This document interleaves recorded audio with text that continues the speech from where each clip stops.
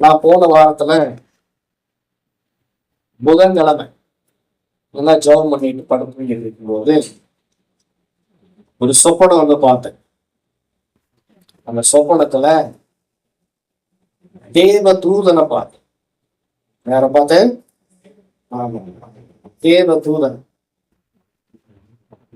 அவர் வந்து அவருடைய வலது கரத்தால் என்னை அணைச்சிட்டு ஒரு ஸ்மைல் பண்ணிட்டு கர்த்தரோடு கூட இருக்கிறாருங்கிற மாதிரி அவருடைய பார்வையில சொல்றாரு. அதனால புரிஞ்சுக்க முடியும், கர்த்தரோடு இருக்கிறார், பயப்படாத அப்படிங்கிற மாதிரி அந்த ஏஞ்சல் என்ன பண்ணாரு, எங்களோட பேசினார். அப்படியே போறாது, ப்ளீஸ் எங்களோட பேசுங்க அப்படின்னு, இன்வெர்ட்ல போறீங்க ப்ளீஸ் பேசுங்க அப்படின்னு அப்படியே திரும்பி பார்த்துட்டு உள்ளெல்லாம் அக்கினிமயமான ஒரு ட்ரெஸ் மாதிரி இருந்துச்சு. அது எப்படி விவரிக்கிறதுன்னு எனக்கு தெரியல. பின்னாடி திரும்பி அப்படியே ஒரு ஸ்மைல் பண்ணிட்டு கூப்பிட்டு அவர் கையால் அணைச்சு பயப்படாத கட்டு போட்டிருக்கிறாருன்னு சொன்னாங்க இல்லையா. அதனால தூதர்களை பத்தி கொஞ்சம் தியானிக்க ஆரம்பிச்சு. ஆமென். தூதர்களை பத்தி நீங்க என்னைக்கு கர்த்தராகிய இயேசு கிறிஸ்துவை சொந்த இரட்சகராக ஏற்றுக்கொண்டீர்களோ அப்பொழுதே உங்களுக்குரிய தேவ தூதர்கள் ஆயத்தமாய் உங்களுக்கு பணிவிடை செய்ய உங்களோடவே இல்லையா. உங்களுக்கு பிறக்கிற குழந்தைகள் இருக்கு இல்லைங்களா, அவங்க பிறந்த உடனே அவங்களுக்குன்னு தேவ தூதர்களை கர்த்தர் நியமித்து வைக்கிறார். சிறு பிள்ளைகள் இடத்துல வருவதற்கு இடம் கொடுங்கள் என்று சொன்ன இயேசு சொல்றாரு, இவர்களுக்குரிய தேவ தூதர்கள் தேவனை தரிசித்துக் கொண்டிருக்கிறார்கள். ஏன்னா நம்ம ஒவ்வொருத்தருக்கும் நான் நினைக்கிறேன் 2 தூதர்கள் இருக்காங்க. 2 தூதர்கள் இருக்காங்க. எத்தனை தூதர்கள் இருக்காங்க? தூதர்கள்ல பல வகைகள் இருக்கா, பல வகை. 3 பங்கு தூதர்கள் இருக்காங்க. எத்தனை பங்கு தூதர்கள் இருக்காங்களா? 3 பங்கு தூதர்கள்ல தூதர்களை குறித்து வசனம் என்ன சொல்றது அப்படின்னா, அவங்க வானத்து நட்சத்திரங்களா இருக்கிறாங்க. ஆபிரகாம் வீட்டு தேவன் சொல்றாரு, வானத்து நட்சத்திரங்களை எண்ண கூடுமோ? வானத்து நட்சத்திரங்களை எண்ண முடியுமா? சங்கீதம் 104 தூதர்களை பற்றி சொல்லப்பட்டிருக்கு. யோபு 38 அதிகாரத்துல தூதர்களை பற்றி சொல்லப்பட்டிருக்கு. தூதர்களை குறித்து இன்னொரு வசனம் சொல்றது சங்கீதத்துல, அவர்கள் தேவனுடைய ரதம், தேவனுடைய ரதம், ஆகாயத்து மண்டலத்து நட்சத்திரங்கள் அப்படின்னு எல்லாம் சொல்லி வெளிப்படுத்தி 12 அதிகாரத்துல 1-3 வசனங்கள் வாசிச்சோம்னா, 3ல 1 பங்கு தூதர்களை லூசிபர் அப்படிங்கிற தூதன். லூசிபர்னா யாரு? ஏசாயா 14 அதிகாரத்துல வாசிக்கிற பிரகாரம் அவன் தள்ளப்பட்ட ஒரு தூதனா இருக்கிறான். அவன் விழும்போது, மேல இருந்து கீழே விழும்போது 3 பங்குல 1 பங்கு தூதர்களை என்ன பண்ணிட்டுனா கீழே இழுத்து தள்ளினான் அப்படின்னு வெளிப்படுத்தி 12 அதிகாரம் 3-4 வசனங்களை நம்ம வாசி.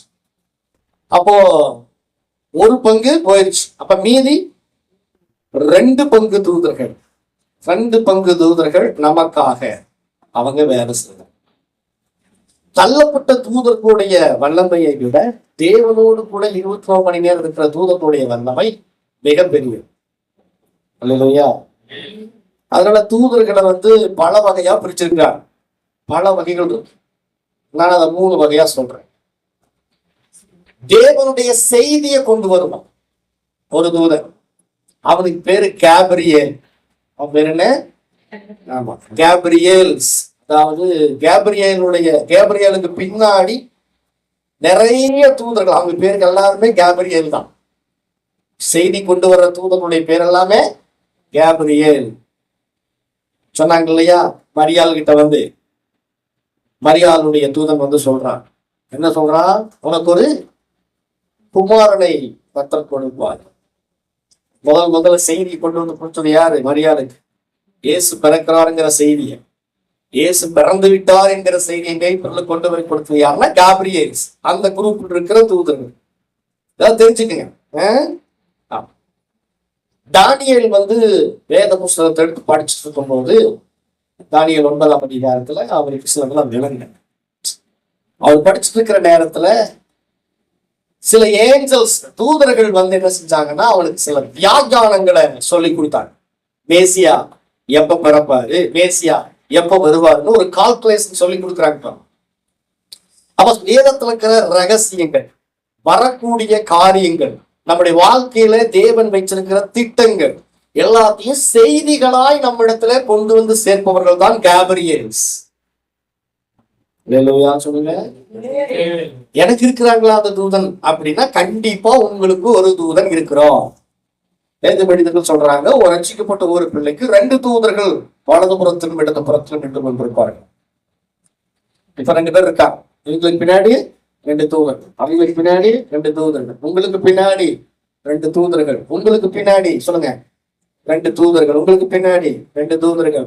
எல்லாத்துக்குமே சின்ன பிள்ளை முதற்கொண்டு பெரியோர் வரைக்கும் உங்களுக்கென்று தேவன் தூதர்களை வைத்திருக்கிறார்.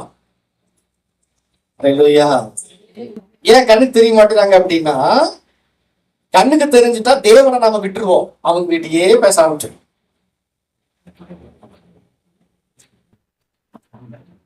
அப்போ தூதர்கள் வந்து வணக்கத்துக்குரியவர்கள் அல்ல. சொல்லுங்க, தூதர்கள் வந்து அவங்க போய் கூப்பிடக்கூடாது. யோவான் என்ன செஞ்சாருன்னா, வெளிப்படுத்தல போய் தூதனுடைய காலில் விழுந்துட்டோம். அதுக்கு அவர் சொல்றாரு, நானும் உன்னை போல பணிவிடை ஊழியன்தான், நான் கடவுள் கிடையாது, அவர் சொல்றத செய்யறவன் அப்படின்னு சொல்றாரு. ஏன் நான் சொல்றேன் அப்படின்னா, தூதர்களுடைய ஊழியம் என்று ஒன்று இருக்கிறது, அதை நம்ம பயன்படுத்தணுங்க. சொல்லுங்க, இந்த இடத்துல நம்ம வரோன்னு அப்படிங்கிறதுக்காக இந்த இடம் எங்க இருக்குதுன்னு எங்களுக்கு தெரியல, இந்த இடம் எங்க இருக்குதுன்னு தெரியல. இந்த இடத்தை ஆயத்தம் பண்ணக்கூடிய பொறுப்பு யாருக்கிட்ட கொடுக்கப்பட்டது, யாருக்கு நான் கொடுத்தேன் அப்படின்னா என்னுடைய ஏஞ்சல்ஸ்க்கு நான் கொடுத்தேன். சொல்றதுக்கு புரியுதா? பவுல் சொல்றாரு பாரு, என்ன சொல்றாரு? எபிரேயர் 1ஆம் அதிகாரம் 14வது வசனத்துல வாசிங்க. 14ஆம் வசனம், எபிரேயர் 1:14. உங்களுடைய வாழ்க்கையில இது முதல் தேவ தூதர்களுடைய ஊழியம் நடக்க போகுது. எத்தனை பேர் ஆசைப்படுறீங்க? ஆசைப்படுறவங்கள ஒரு சத்தம் சொல்லுவாங்க. அப்படியா? 2 பேர் இருக்காங்களா? அவங்களுக்கு நான் வேலையே கொடுக்கறது இல்லையா, இனிமேல் நான் கொடுக்க போறேங்கிற அந்த வெளிச்சம் இன்னைக்கு வந்துடும். அதைத்தான் உங்களுக்கு நான் பேசுறேன். 1:14, ரட்சிப்பை சுதந்திரிக்க போகிற உங்கள் நிமித்தமாக ஊழியம் செய்யும்படிக்கு அவர்கள் எல்லாரும் அனுப்பப்படும் பணிவிடையாவிகளாய் இருக்கிறார்கள் அல்லவா? சொல்லுங்க, யாருக்கா பணிவிடையாவிகள்? பணிவிடையாவிகள் யாரு? ஏஞ்சல்ஸ். யாருக்கா? ரட்சிப்பை சுதந்திரிக்க போகிற உங்கள் நிமித்தம் அவர்கள் எல்லாரும் அனுப்பப்படும் பணிவிடை ஆவிகளாய் இருக்கிறார்கள் அல்லவா? ரட்சிப்பை சுதந்திரிக்க பிறந்தவர்கள் நாம். சொல்லுங்க, பக்கத்துல கேள்விப்படிச்சு, சுதந்திரவாளி நாம். சுதந்திரவாளி யாருன்னு ஒரு மெசேஜ் கொடுத்துருக்கேன் யூடியூப்ல, போய் கேளுங்க. எல்லாம் மறந்துட்டீங்க நீங்க. சுதந்திரவாளி சொல்லுங்க, யாரு? சுதந்திரவாளினா என்ன? சுதந்திரிக்கிறவன். சுதந்திரவாளினா வாரிஸ். சுதந்திரவாளினா யாரு? வாரிஸ், தேவனுடைய வாரிஸ். அந்த மூத்த மகனை பார்த்து அவங்க அப்பா சொல்றாரு, என்ன சொல்றாரு? என் மகனே, நீ எப்போதும் என்னோடு கூட இருக்கிறார். என் மகனேனா என் வாரிசே, சுதந்திரவாளியே, நீ எப்பொழுதும் என் கூட இருக்கிறதுனால எனக்குரியதெல்லாம் உனக்குரியதுன்னு சொல்றாரு. இல்லையா? அப்போ ரட்சிப்பை சுதந்திரிக்க போகிற உங்கள் நிமித்தம் அவர்கள் எல்லாரும் பணிவிடை செய்ய காத்திருக்கிறார்.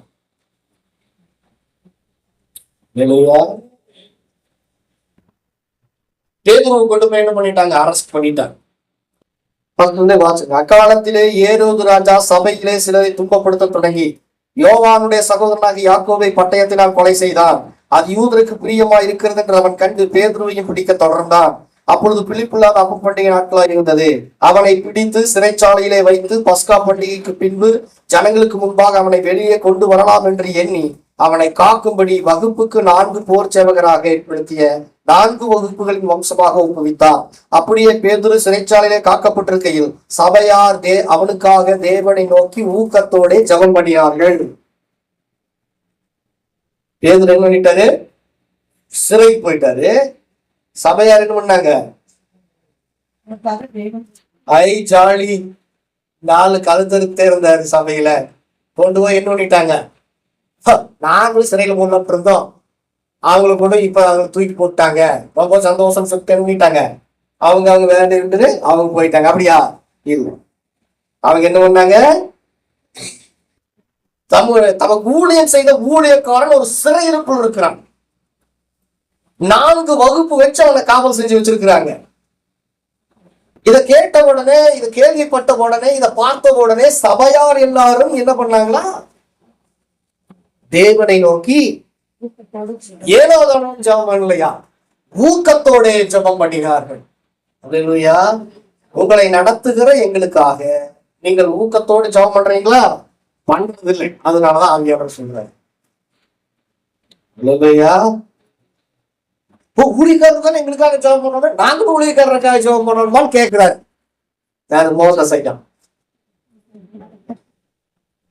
நீங்க தானே எங்களுக்காக ஜெபம் பண்ணணும், நாங்க எப்படி உங்களுக்காக ஜெபம் பண்றது? இப்ப யோவான் சாலை கேட்டவர், உண்மையாலே நான் ஞானஸ்நானம் பெற இருக்க, நீ எங்களால பண்ணலாமா அப்படின்னு இயேசுநாதனை பார்த்து கேட்ட மாதிரி, நீங்க தானே எங்களுக்காக ஜெபம் பண்ணணும் அப்படிதானே நாங்க நினைச்சிட்டு இருந்தோம். இல்லை, எங்களுக்கும் சிறையிருப்பு இருக்குதான். தேவனுடைய வசனத்தை சொல்லாதபடி பேதுரு தேவனுடைய வார்த்தையை பிரசங்கிச்சுட்டு இருக்கிறார். எழுப்புதல் வந்துட்டு இருக்குது. அவர் மூலமா சில கூட்டம் ரட்சிக்கப்பட்டு இருக்குது. இவரை விட்டா முழு எருசலேமும் இயேசுவை பின்பற்றி விடும். அதனால இவர் என்ன பண்ணிடுவாங்க? சிறையிலையாவது கொண்டு போய் போற்றணும்னு சொல்லி பிசாசு என்ன பண்ணாங்கன்னா அவரை கொண்டு போய் சிறையிலே வைத்தான். ஊழியக்காரர்களுக்கு சில சிறையிருப்பு ஏதோ ஒரு இடத்துல இருக்குது. இந்த சிறையிருப்பு நீங்கணும்னா சபையார் ஊக்கத்தோட ஜெபம் பண்ணுங்க. சொல்லுங்க, சபையார். பக்கத்துல கை சொல்லுங்க. இன்னும் 9:30 மணிக்கு ஸ்னேகா போன் பண்ணி எதுக்கு எல்லாம் கனெக்ட் பண்ணி விடுங்க, ஜெபம் பண்ணலாம். உங்க ஜெபத்துல என்னை நினைத்துக் கொள்ளுங்க. ஊக்கத்தோட நீங்க ஜெபம் பண்றீங்க, ஆவியில நிறைஞ்சு ஜெபம் பண்றீங்க, சந்தோஷம். எங்களுக்காக நீங்கள் வேண்டிக் கொள்ளுங்கள். அவங்க என்ன வேண்டிக் கொள்றாங்கன்னு பாருங்க. இது அப்படியே நீங்க ஜெபம் மாத்தோம். சபையார் அவனுக்காக தேவனை நோக்கி ஊக்கத்தோட ஜெபம் பண்ணினார். ஏரோது அவனை வெளியே கொண்டு வரும்படி குறித்திருந்த நாளுக்கு முந்தின நாள் ராத்திரியிலே பேதுரு 2 சங்கிலிகளினால் கட்டப்பட்டு 2 சேவகர் நடுவே நித்திரை பண்ணி கொண்டிருந்தான். காவற்காரரும் கதவுக்கு முன்னிருந்து சிறைச்சாலையை காத்து கொண்டிருந்தார்கள். சொல்லுங்க, நாளை காலையில பேதுரு என்ன பண்ண போறாங்க? கழுத்தை வெட்ட போறாங்க. ஆனா அன்னைக்கு ராத்திரி என்ன பண்ணிட்டு இருந்தாரு? சாரு நல்லா துருப்பிட்டு இருக்கிறாரு. கைய தட்டுங்க போதும். கர்த்தர் உங்களோடு இருந்தால் அதை நீங்க ஃபீல் பண்ணீங்கன்னா நாளைக்கு உங்க தலை கீழே விடுதுன்னு சொன்னாலும் நிம்மதியா தூங்குவீங்க. ஒரு தூக்கு தண்டனை கைதி நாளை காலையில உன்னை தூக்குல போட போறாங்க அப்படின்னு சொன்னா அவன் அன்னைக்கு நைட்டு முழுவதும் தூங்க மாட்டானா. தூக்கு தண்டனைக்கு அவனை இழுத்துட்டு போகும்போது 2 காலும் பின்னிக்குமா. பயம், மரண பயம்.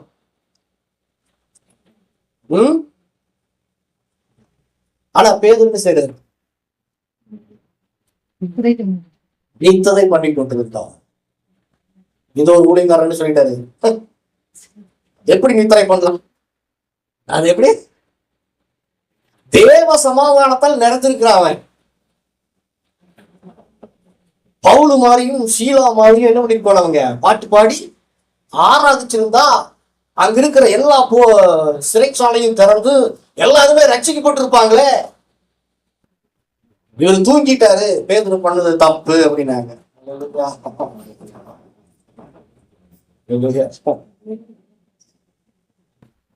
உங்களுக்கு நாளை காலையில தூக்கு, நீங்க என்ன பண்ணுவீங்க?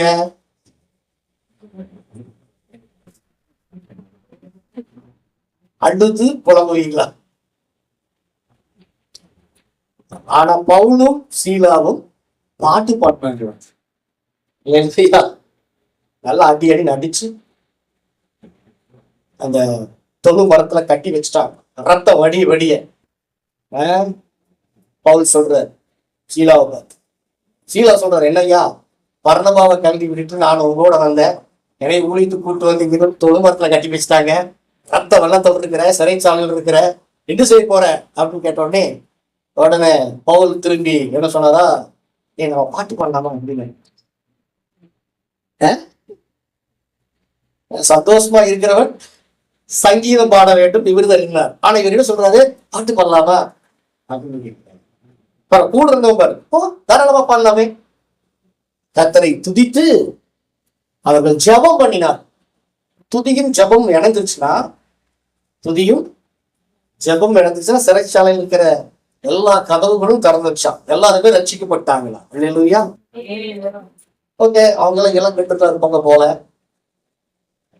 ஆனா பேதுரு அப்படி பண்ணல, அவர் தூங்கிட்டாரு.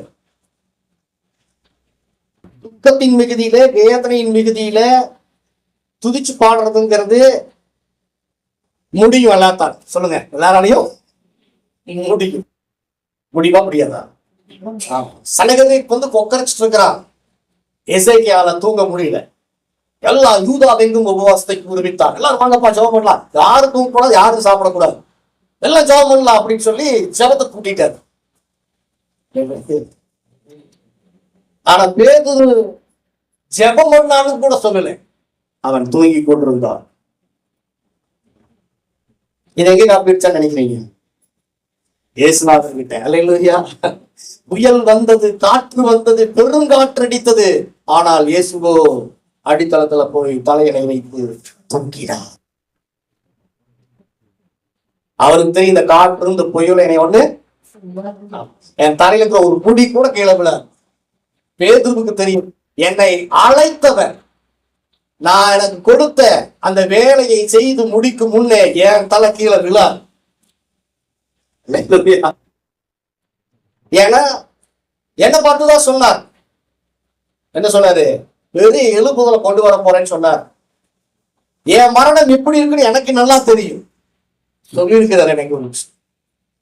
அதனால நான் போக வேண்டிய தூரம், பிரயாணம் வெகு தூரம், அதுக்குள்ள நான் செத்து போக மாட்டேன்னு இவருக்கு நல்லா தெரியும். அதனால தைரியமா என்ன பண்ணாரு, எத்தனை பண்ணினா சொல்லுங்க.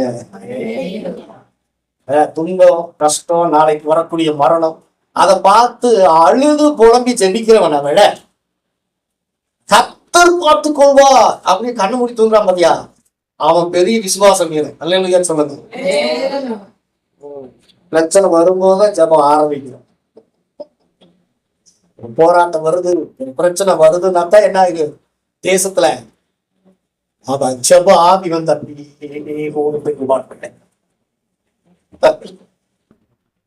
பயந்து போய் ஜெபிக்கிறது ஜெபம் இல்லை. பேதுரு மாதிரி தைரியமா நின்னு பேசலாம் பாரு.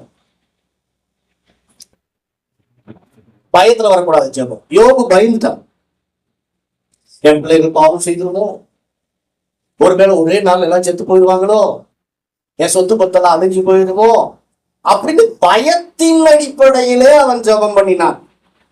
அப்புறம் சொல்றான், நான் பயந்த காரியம், நான் பலி செலுத்தி என்ன பிரயோஜனம், ஜெபம் பண்ணி என்ன பிரயோஜனம், பயந்துட்டுனே, நான் பயந்த காரியம் எனக்கு நேரிட்டது, நான் அஞ்சினது. பேதுருக்குள்ள விசுவாசம் இருந்தது. பேதுருக்குள்ள என்ன இருந்தது? விசுவாசம் இருந்தது.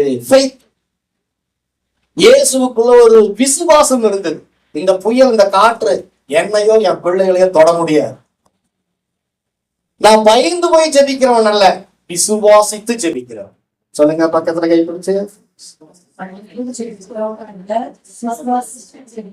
நல்ல பிரச்சனை, போராட்டம் ஏதாவது வந்து பிசாசால அப்படின்னா நீங்க என்ன பண்ணக்கூடாது, கண்ண மூடி தோன்று, சரியா?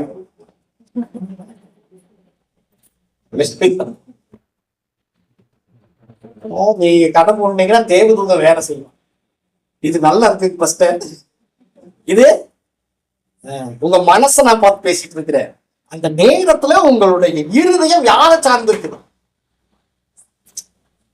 பேதுருடைய இருதயம் தேவனை சார்ந்திருந்து. இயேசு சுகமாக்க போறார்.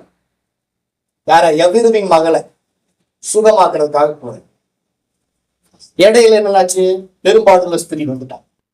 இயேசுவை தொட்டு சுகமாயிட்டு இருக்கான். இப்ப அந்த இடத்துல பேசிட்டு இருக்கிறார் இயேசு. டைம் ஆகி போச்சு.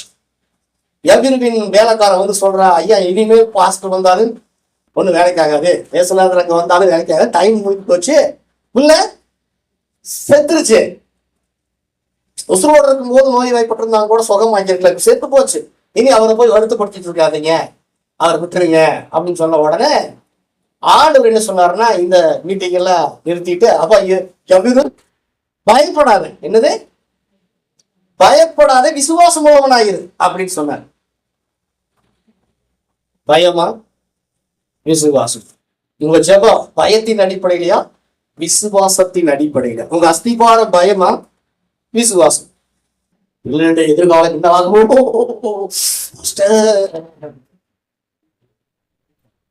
இப்படி எல்லாம் நீங்க சொன்னீங்கன்னா எனக்கு பயங்கர கோபம் வரும். ஏன்னா நாங்க கொடுக்குற சக்திகள் அப்படிப்பட்டது. அப்படின்னா கர்த்தர் எங்க இருக்கிறாரு? போட இருக்கிறது. எலியாவின் தேவன் எங்கே?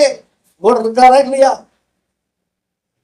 தேவனை நம்பாதவன், தேவன் இல்லாதவன் அப்படி போனோம்களா? நீங்க தேவனை சொந்த ரட்சகராகவும் மேய்ப்பராகவும் கொண்டிருக்கிறீர்கள். அதனால் நீங்க என்ன பண்ணக்கூடாது? பயப்படக்கூடாது. சொல்லுங்க பக்கத்துல. உன் ஜெபம் விசுவாசத்தின் அடிப்படையிலையா பயத்தின் அடிப்படையிலையா? நல்லா பயந்து ஜெபம் பண்ணிட்டு இருக்கிறீங்கன்னு அர்த்தம். பயமும் இருக்குது. பயந்தீங்கன்னா ஜபமே பண்ணாது, அது வேஸ்ட், டைம் வேஸ்ட்.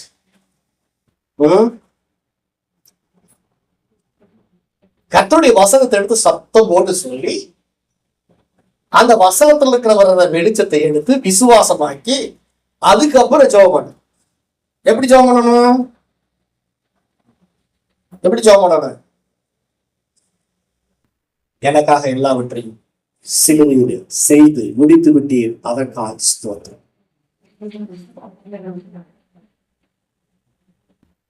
எனக்காக எல்லாத்தையும் முடித்தீங்க, செஞ்சு முடிச்சிட்டீங்க, ஸ்தோத்திரம். அப்ப யோபுடைய ஜெபம் அப்படி இருந்துச்சு. அப்போ பேதுரு வந்து பார்த்தீங்கன்னா என்ன பண்ணிட்டு இருந்தாரா? வாங்க,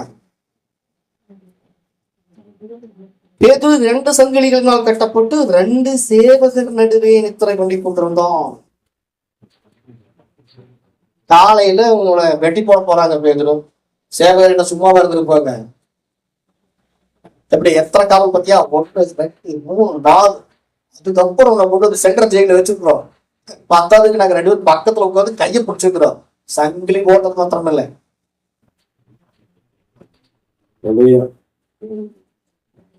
தைரியமா தூங்கிட்டு. அதனால பேதுரு என்ன கூடாது, குறை சொல்லக்கூடாது. பேதுருடைய தைரியத்தை அங்க பார்க்கணும். தூங்கிட்டு இருந்தா. அப்பொழுது கர்த்தருடைய, இப்ப நம்ம வேட்ட இருப்பாங்க 7வது வசனம். அப்பொழுது கர்த்தருடைய தூதன் அங்கே வந்து நின்றான், அறையிலே வெளிச்சம் பிரகாசித்தது. சொல்லுங்க, தூதன் வந்தான், வெளிச்சம் வந்தது. இதெல்லாம் எதிர்பார்க்கணும்.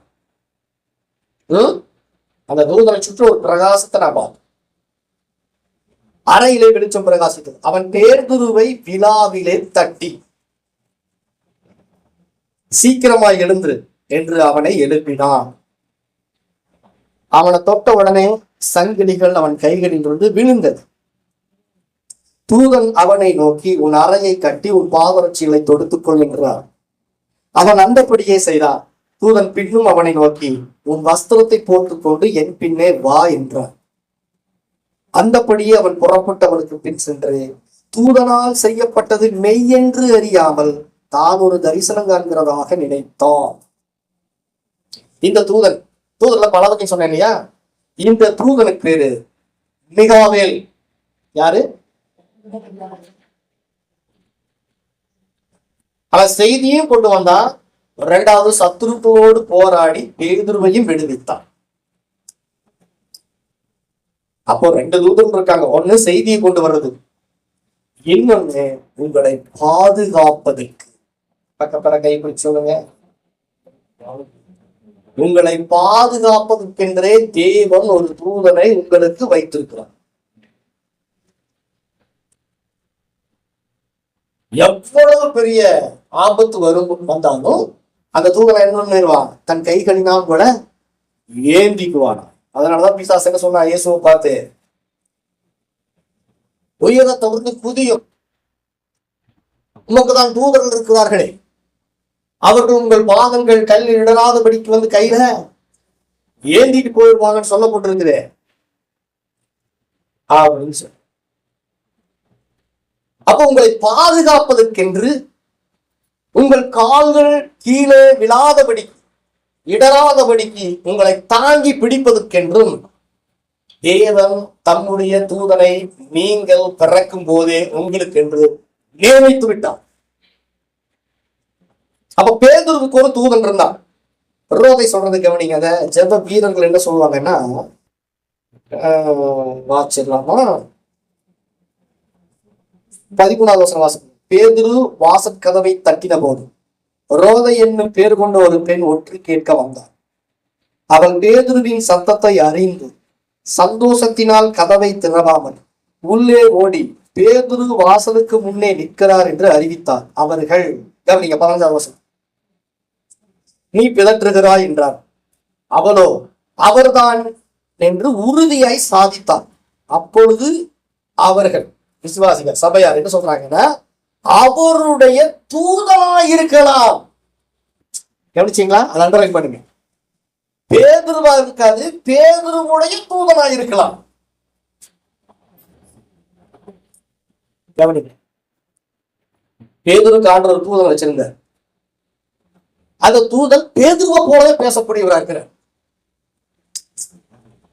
உங்களுக்கு ஒரு தூதன் இருக்காரு, உங்களை மாதிரியே பேசக்கூடியவரா இருக்கிறார்.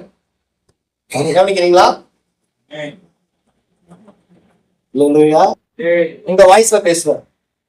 நான் என்ன நினைச்சிருப்போம், ஓ சாந்தா வந்திருக்காரு, பார்த்தா அவருடைய தூதன் வந்து செய்தி கொடுக்குறாரு. இந்த மாதிரி பேருக்குது ஜோம். இப்படி ஒரு உலகம் இருக்குது. இப்படி ஒரு உலகம், அது ஆவிக்குரிய உலகம். அப்ப பேதுருவுக்காக பேதுருவை போலவே பேசக்கூடிய தூதர்கள், உங்களுக்கான தூதர்கள் உங்களுக்காக பேசுவார்கள், உங்களை விடுதலை செய்வார்கள், அல்லேலூயா, உங்களை பாதுகாப்பார்கள், உங்களுக்கு தேவனிடத்திலிருந்து செய்திகளை கொண்டு வருவார்கள். அல்லேலூயா சொல்லுங்க. பாருங்க, அவனை விடுவிச்சு கொண்டு போறாரு பாரு தூதன். அந்தபடியே அவன் புறப்பட்ட 9வது வசனம். அவனுக்கு பின் சென்று தூதனால் செய்யப்பட்டது மெய்யென்று அறியாமல் தான் ஒரு தரிசனம் காண்கிறதாக நினைத்தான். அவர்கள் 1ஆம் காவலையும் 2ஆம் காவலையும் கடந்து நகரத்துக்கு போகிற இரும்பு கதவண்டையிலே வந்தபோது அது தானாய் அவர்களுக்கு திறவுண்டது. ஏன்னா தூதன் முன்னாடி போயிட்டு இருக்கான். அவ்வளவு ஆண்டவர் சொல்ல இருப்பார்கள், நான் என் தூதனை உனக்கு முன்பாக அனுப்புவேன், அவன் போய் வழிகளை செவை பண்ணுவான். அல்லேலூயா. உங்களுக்கு கூறிய தூதர்களுக்கு நீங்கள் கட்டளை கொடுக்கும் போது, கட்டளை கொடுக்கலாமா? உங்களுக்கு கூறிய தூதர்களுக்கு நீங்கள் கட்டளை கொடுக்கலாம்.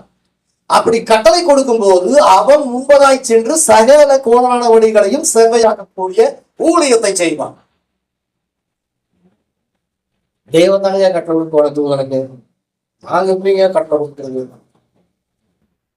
எபிரேயர் 1:14 வாசிங்க மறுபடியும். எபிரேயர் 1:14. ரட்சிப்பை சுதந்திரிக்க போகிற உங்கள் நிமித்தமாக ஊழியம் செய்யும்படிக்கு அவர்கள் எல்லாரும் அனுப்பப்படும் பணிவிடை ஆவிகளால் இருக்கிறார்கள் அல்லவா? யாருக்கு பணிவிடை?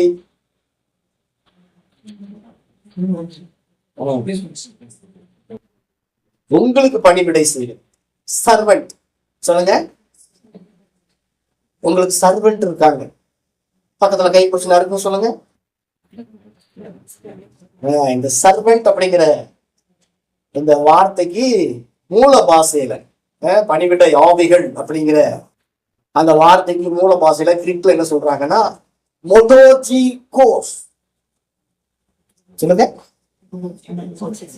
மொட்டோஜிகோஸ். மொட்டோகோஸுக்கு வருது மொட்டோஜிகோஸ் பாருங்களா, எழுதி சொல்லுங்க. மொட்டோஜிகோஸ் அப்படின்னா சர்வெண்ட். என்ன மாதிரி சர்வெண்ட் அப்படின்னா, ஹோட்டலுக்கு யாரெல்லாம் போயிருக்கீங்க சாப்பிடுறது? பேசுங்க, நீங்களா தூக்குறீங்க. எல்லாரும் போயிருக்க சொல்லுங்க. ஹோட்டலுக்கு எல்லாரும் போயிருக்கிறோம். ஹோட்டலுக்கு போன உடனே டேபிள் உட்கார்ந்த உடனே வருவா சர்வெண்ட். நல்லா யூனிஃபார்ம் போட்டு, எங்களுக்கு என்ன வேணும் அப்படின்னு ரோட்டு பேடா தூக்கிட்டு வருவாங்க. தூக்கிட்டு வந்து உடனே தானா சிஸ்டர் ஆர்டர் பண்ணு. சிக்கன் பிரியாணி வேணுங்க, மட்டன் பிரியாணி வேணுங்க, எது வேணுங்க, அது வேணுங்க, ஜூஸ் வேணுங்க, அப்படி வேணுங்க, இப்படி வேணுங்க, எல்லாம் தான் லிஸ்ட் போட்டுருவோம். என்ன சொல்லும்போது தானா சிஸ்டர், என்ன இவ்வளவு லேட் பண்றீங்க, சீக்கிரம் கொண்டு வாங்க அப்படின்னு கமெண்ட் கொடுப்பாங்க. என்ன பண்ணுவாங்க, என்னப்பா சொல்லு, எவ்வளவு நேரம் ஆச்சு? நான் சொல்லுவேன், என்னப்பா லேட் பண்ற? ஏன்னா இப்போ அந்த டேபிளுக்கு அவன் தான் சர்வெண்ட். அந்த சர்வெண்டை குறிக்கிற பேர் தான் மெட்டோஜிகோஸ்.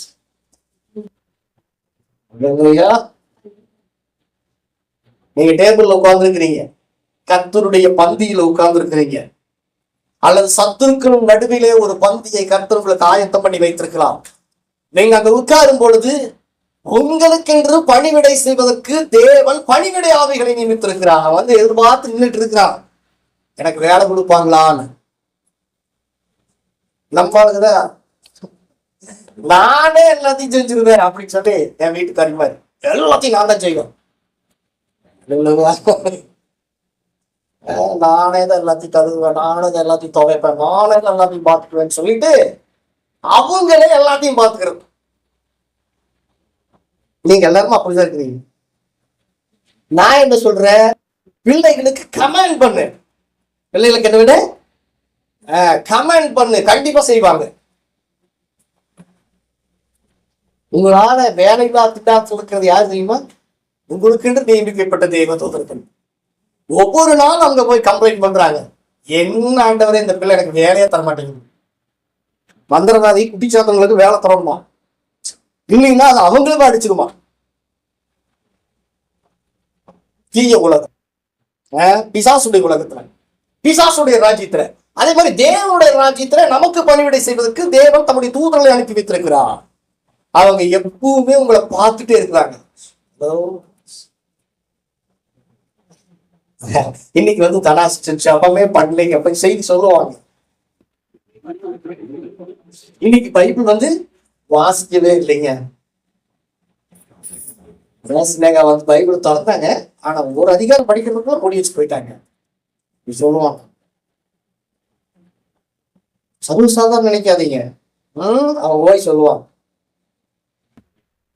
ஏன்னா உங்களை குற்றப்படுத்துறதுக்கு ஒருத்தர் இருக்கான் பாருங்க. உங்களை குற்றப்படுத்துறதுக்கும் ஒருத்தன் இருப்பான். ஆனா உங்களை பற்றி நற்செய்தி சொல்வதற்கும் ஒருத்தனை தேவன் வைத்து வைத்திருக்கிறான். இரவும் பகலும் சகோதரன் மீது குற்றம் சுமத்துகிறவன் தள்ளப்பட்ட தூதன். இரவும் பகலும் உங்களை குறித்து நற்செய்தி சொல்கிறவன் உங்களுக்கு என்று நியமிக்கப்பட்ட தூதன். அப்படின்னா உங்களுடைய செயல்களும் உங்களுடைய கிரியைகளும் தூதனுக்கு முன்பதாக எப்படி இருக்குன்னு பாருங்க. பிரசங்கில சொல்லப்பட்டிருக்குது, உங்களுக்கான தூதன் பார்த்துட்டே இருக்கிறானா. என்ன சொல்லுது, என்ன பண்ணுது இந்த அம்மா? காலை நின்றுச்சு, வீட்டுக்காரரை திட்டுதா, இல்ல ஸ்பிரிச்சுவல் ஹஸ்பண்ட போட்டுருதா அப்படின்னு பார்க்கணும் இல்லையா? இப்ப பணிவிடை ஆவிகள், இந்த சர்வெண்ட் இப்ப சொன்ன உடனே என்ன செய்வாங்க?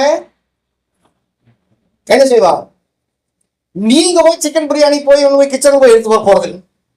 நீங்க சொல்றது ஒன்னே ஒண்ணு, பா இது வேணும், இந்த பைக் எனக்கு வேணும், இந்த கார் எனக்கு வேணும், இந்த வண்டி எனக்கு வேணும், தேவன் இதையெல்லாம் எனக்கு ஆயத்தம் பண்ணி வைத்திருக்கிறா, இதெல்லாம் நான் பாக்குறேன், இதெல்லாம் எனக்கு வேணும்னு முதல்ல நீ விரும்பணும். பக்கத்துல கையை பிடிச்சு சொல்லுங்க.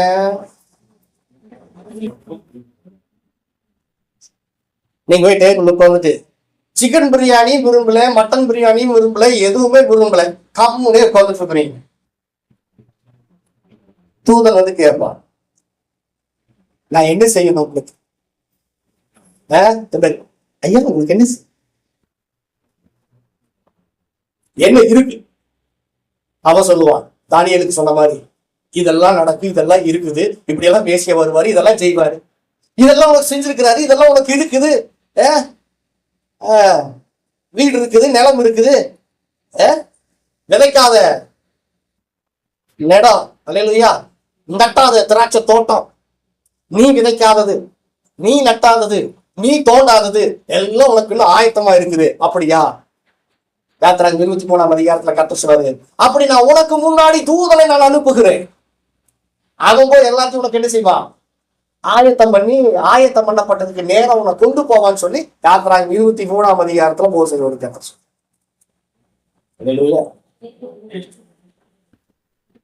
அப்ப நீங்க விரும்பி என்ன பண்ணணும்னா, அவன் சாபத்தை விரும்பினான், அது அவனுக்கு வந்தது.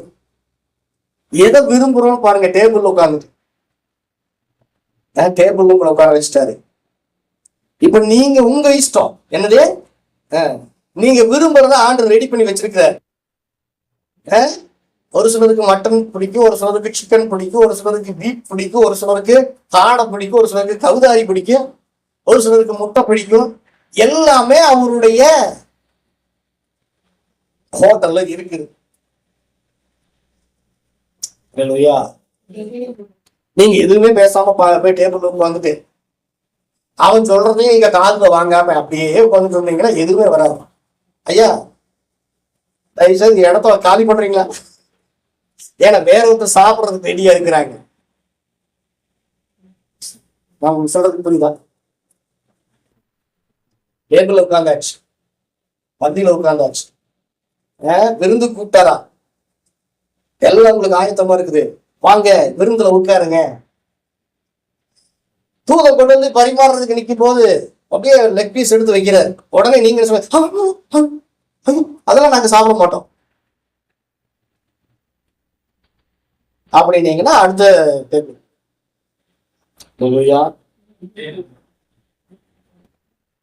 எதுக்கு பாஸ்டர் தங்கமெல்லாம்? எதுக்கு பணம்? எதுக்கு பொருளாதாரம்? எதுக்கு செழிப்பு?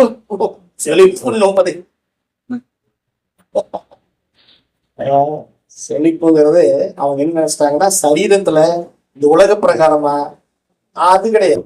ஆவி ஆத்ம சரீரம் மூன்றிலும் செழிப்பு வர வேண்டும். இல்லையா?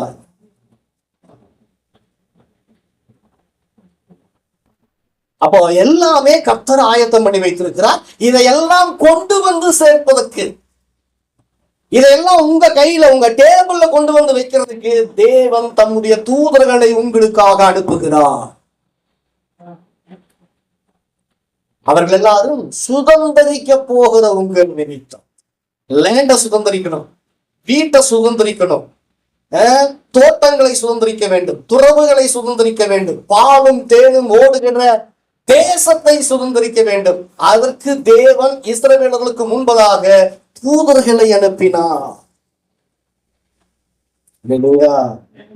ரொம்ப நாளும் ஒரு காரியம் நடக்கவே மாட்டேன். இந்த பிள்ளைக்கு மாப்பிள்ளை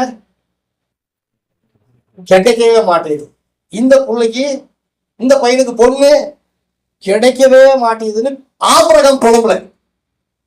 ஆபிரகாம் என்ன பண்ணார்னா அவனுடைய தூதனுக்கு கட்டளை கொடுத்தார். கைத்தட்டுங்க.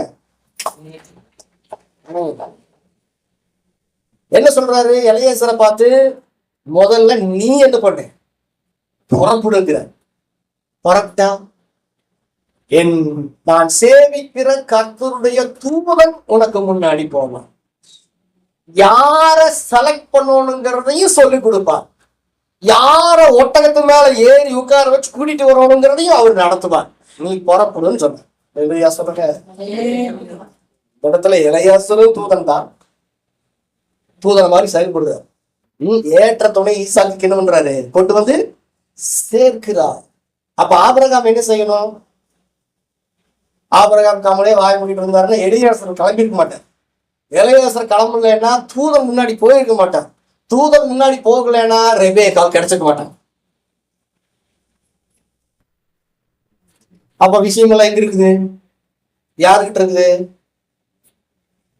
வேலைத்தனமெல்லாம் யாருக்கிட்ட இருக்குது? ஆபிரகாம் கிட்ட இருக்கு. வேலைத்தனம் யாருக்கிட்ட இருக்கு? ஆபிரகாம் தான் வேலை கொடுக்கணும். வேலைத்தனம் வேலை கொடுக்கணும். என்ன வேலை கொடுக்கணும்? அப்பா எனக்கு இது வேணும். கர்த்தர் எனக்கு என்ன பண்ணிக்கிற, சிலுவையில சம்பாதிச்சு வச்சிருக்கிறார். நான் ஐஸ்வர்யவான் ஆகும்படிக்கு அவர் எனக்காக தரித்திரராயிருக்கிறார். அப்படின்னா என்னுடைய ஐஸ்வர்யத்தை நான் சுதந்திரிக்கணும். சுதந்திரிக்க போகிற என் நிமித்தம் அந்த ஐஸ்வர்யம் எங்க இருக்குதுன்னு எனக்கு தெரியல. ஆனால் எனக்கு என்று கொடுக்கப்பட்ட தேவதூதர்களுக்கு நான் கமாண்ட் பண்றேன், அவங்க கொண்டு வந்து சேர்க்கிறேன். இல்லைங்களா சொல்லுங்க. இதுதான் ஏஞ்சலிக் மினிஸ்ட்ரி. இதை நம்ம பயன்படுத்து. கட்டளை கொடுப்பீங்களா தூதர்களுக்கு? தூதர்களை பார்த்தா கால் விழுந்துருக்கணும். இந்த பூதம் கேள்விப்பட்டிருக்கீங்களா? பூதத்தை பார்த்தாலும் பயந்து போய் கால் விழுந்துட்டா, ஐயா நான் உங்களுடைய அடிமை, நீங்க தான் உங்க கால் விழுவோம் அந்த பூதம். அது மாதிரி பைபிள் நிறைய சுவராசியமான சம்பவங்கள். தூதர்களுடைய ஊழியம் பார்த்தீங்கன்னா ஆதியாகமத்திலிருந்து வெளிப்படுத்தும் வரைக்கும், வெளிப்படுத்தும் ஃபுல்லாவே தூதர்களுடைய ஊழியம். இதெல்லாம் யாருக்கு அப்படின்னா மனவாட்டியா இருக்கிற நமக்கு. சொல்லுங்க, பக்கத்துல கை பிடிச்சு. இப்படி எத்தனை தூதர்கள் ஐயா இருக்கிறீங்க? விடுவிக்கிற தூதன் மட்டும்தானா? பாதுகாக்கிற தூதன் மட்டும்? பேதுருவை விடுவிச்சார், பேதுருவை பாதுகாத்தார். இல்லையா? ஈசாக்குக்கு ரெபேக்கால கொண்டு வந்தார். இதெல்லாம் தூதர்களுடைய மினிஸ்ட்ரி. குளம் எப்ப கலங்குமோ, எப்ப தூதன் வந்து கலக்குவானோ அப்படின்னு தூதனுக்காக எதிர்பார்த்துட்டே ரொம்ப வருஷமா ஒருத்தப்படுத்திட்டு இருந்தான். அப்படின்னா அந்த குளம் கலங்கும் போது அங்க ஒரு சுகமளிக்கிற நதியா அந்த குளம் மாறுது. எப்பேற்பட்ட வியாதியா இருந்தாலும் அதுல முதல்ல போய் இறங்குறவன் சுகம் அடைஞ்சிடுவான். எருசலேமினுடைய ஆட்டு துணி. இல்லையா? அப்படின்னா அந்த தூதன் பேரு அவன் வந்து இறங்கினாலே சுகம் வருது. தூதன் இன்னொரு பேரு இருக்கு, ரஃபேல். அவன் பேர் என்ன பேரு? ரஃபேல். ரஃபேலுங்கிற அந்த ரஃபா, ரஃபான்னா என்ன? சுகம் தரும் தெய்வம். ரஃபேல் ஏர்னா எகோவா. எகோவா தேவனுடைய சுகமளிக்கும் அந்த தூதன். அவன் வந்தா சுகமளிக்கிற அந்த பிரசன்ஸ் அந்த குளம் முழுவதும் வரும். அப்போ உங்களுக்கு செய்திகளை கொண்டு வருவதற்கும், உங்களுக்கு ஏதாவது புரியலன்னா அந்த வசன வெளிச்சங்களை கொண்டு வருவதற்கும் தானியேலுக்கு ஒரு தூதன் இருந்தார். உன் ஜனத்தின் அதிபதியாகிய மிகாவேல் அந்நாட்களில் உங்களுக்காக எழுந்து நிற்பார். அப்ப உங்களை பாதுகாக்கிறதுக்கு ஒரு தூதன். உங்களுக்கு விரோதமாய் சத்துருவின் சேனைகள் வரும்போது அதை தடுத்து நிறுத்துவது உருகின பட்டயத்தோடு தூதன் நிற்பான். உங்களை சபிக்கிறதுக்கு ஒருத்தன் வர்றான்னா அவனுக்கு எதிரடையாய் நின்று உருவின பட்டயத்தோட ஒரு தூதன் நிற்பான். பிள்ளையாவுக்கு முன்னாடி நின்னா. அப்போ தேவ தூதர்கள் உங்களை சுற்றிலும் இருக்கிறார். எலிசா சொல்றாரு, நம்மை சுற்றிலும் அக்கினிமயமான ரதங்களும் குதிரைகளும் இருக்கிறார். அந்த ரதம் யாரு? தேவனுடைய தூதர்கள். அந்த குதிரைகள் யாரு? தேவனுடைய தூதர்கள். எதுக்கு நீங்க பயப்படணுங்கிற அவசியமே கிடையாது. உங்களுக்கு வேலை செய்யறதுக்காகவே அவங்க படைக்கப்பட்டவங்க.